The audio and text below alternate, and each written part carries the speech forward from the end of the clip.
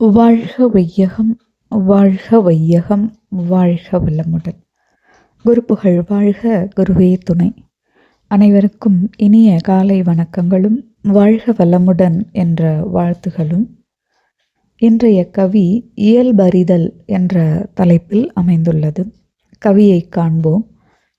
சுகதுக்கம் அனுபவித்தேன், சோர்வு கண்டேன், சுய அறிவால் ஆராய்ந்தேன். சுகதுக்கம் அனுபவித்தேன், சோர்வு கண்டேன், சுய அறிவால் ஆராய்ந்தேன். முடிவு காண சுகதுக்கம் உடலியங்கும் அறிவில் கண்டேன். முடிவு காண சுகதுக்கம் உடலியங்கும் அறிவில் கண்டேன். சூட்சமாய் மனம் குவித்து ஒடுங்கி நின்று சுகதுக்கம் கடந்து மோன நிலையுணர்ந்தேன். சூட்சமமாய் மனங்குவித்து ஒடுங்கி நின்று சுகதுக்கம் கடந்து மோன நிலையுணர்ந்தேன். சொரூபத்தில் அரூபநிலை அறிந்துவிட்டேன். சொரூபத்தில் அரூபநிலை அறிந்துவிட்டேன்.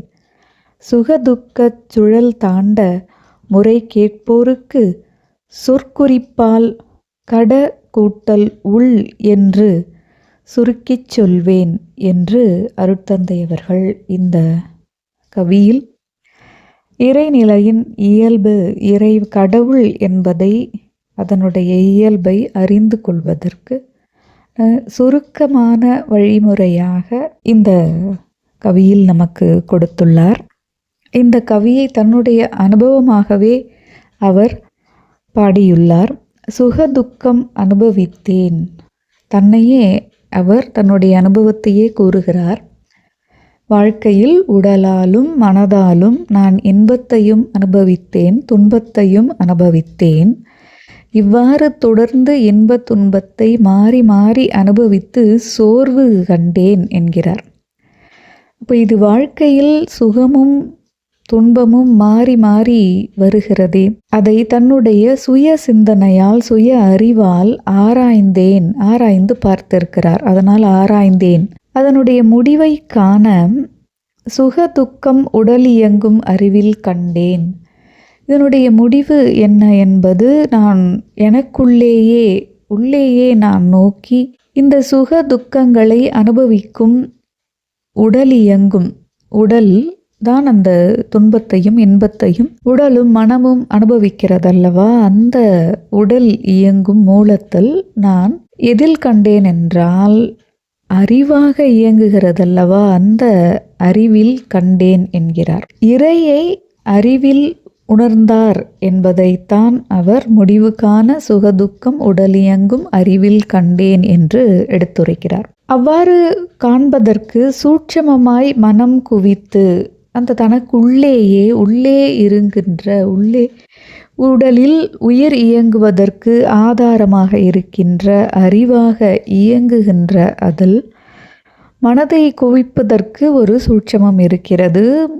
அந்த சூட்சமத்தில் மனம் குவித்து ஒடுங்கி நின்று வேறு எந்த சிந்தனைகளில் மனம் வெளியே சென்று விடாமல் உள்ளே திருப்பி குவித்து ஒடுங்கி நின்றும் பொழுது இந்த சுக துக்கம் இன்பம் துன்பம் என்ற நிலையை கடந்து மோன நிலை உணர்ந்தேன். இருப்பாகிய நிலை, ஏதுமற்ற நிலை, எல்லாம் ஆற்றலும் உடைய நிலையாகிய அந்த நிலையை உணர்ந்தேன் அப்படிங்கிறார். அப்போது அந்த இறைநிலையாக அதன் மூலமாக இருக்கின்ற இந்த வெளி என்கிற அந்த நிலை என்பது இயக்கமற்றது, இருப்பு நிலையாக இருப்பது.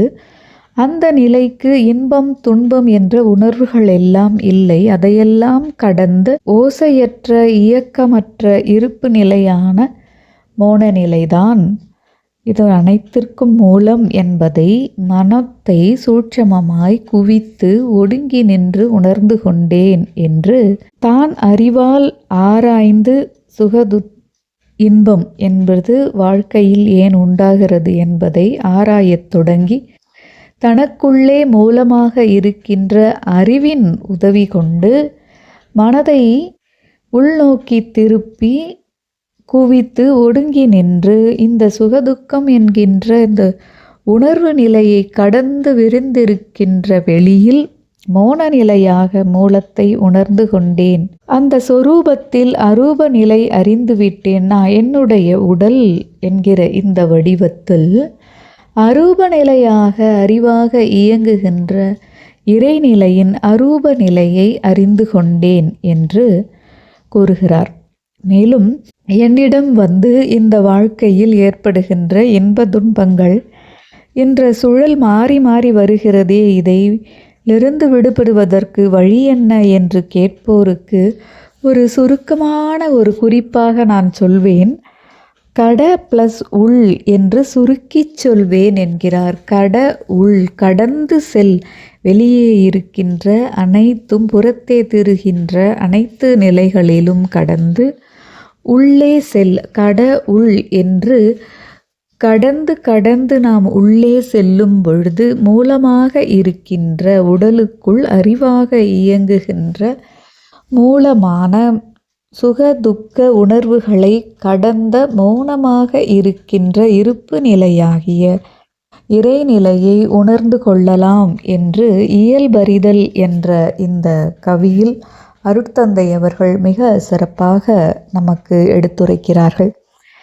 பெரும்பாலும் மனிதருடைய வாழ்க்கை இன்பமும் துன்பமும் நிகழ்ந்ததாகவே இருக்கின்றது. அதுவும் நாம் யோசிக்கும் பொழுது இன்பங்கள் என்பது குறைவாகவும் துன்பங்கள் என்பது அதிகமாகவும் இருப்பது போன்ற ஒரு மாயையை நாம் உணர்கின்றோம். ஏனெனில் இன்பம் அதிக நேரம் நம் மனதில் தங்குவதில்லை. சிறிய துன்பமும் நீண்ட நேரம் நம்முடைய மனதிலும் நினைக்கும் போதெல்லாம் கவலையாக அது நம் மனத்தில் விரிவதாலும் நம்முடைய வாழ்க்கையில் துன்பம் என்பது நீண்ட பொழுதாகவும் இன்பம் என்பது குறுகிய பொழுதாகவும் இருப்பதை நாம் காண முடிகிறது.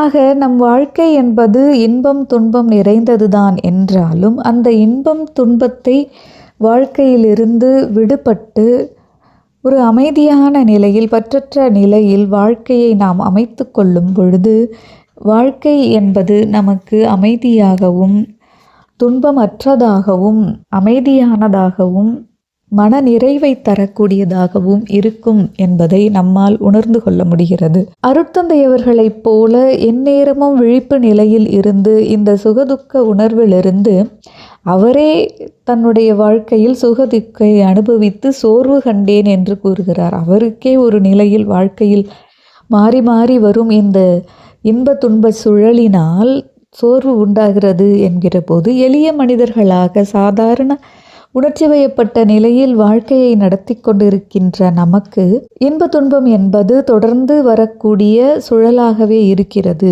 எனவே இதிலிருந்து நாம் விடுபெறுவதற்கு அருட்தந்தையவர்கள் கடவுள் என்ற ஒரு குறியீட்டினை வழங்கியிருக்கிறார் என்று சொல்லலாம். அப்பொழுது எந்த நிகழ்வு நிகழ்ந்தாலும் எந்த எண்ணம் தோன்றினாலும் அதை நாம் கடந்து உள் சென்று மனதை குவித்து ஒடுங்கி நின்று உணர்வு நிலைக்கு அப்பால் கடந்து விரிந்திருக்கின்ற இறைநிலை உணர்ந்து மோன நிலையை உணர்ந்து அறிவில் தெளிவு பெற்று வாழ்க்கையை நடத்தும் பொழுது நம்முடைய வாழ்க்கை என்பது இனிமையாக அமையும். இதை சுருங்கச் சொன்னால் கடவுள் என்பது கடவுளின் இயல்பை அறிந்து கொண்டு அந்த உணர்வோடு கலந்து நாம் வாழும் பொழுது நம்முடைய வாழ்க்கை இன்பமாக அமையும் என்பதை உணர்ந்து கொள்ளலாம் என்று கூறி இன்றைய நாள் அனைவருக்கும் இனிய நாளாக அமைந்திட வாழ்க வளமுடன் என்று வாழ்த்து விடைபெறுகிறேன். நன்றி. வாழ்க வளமுடன்.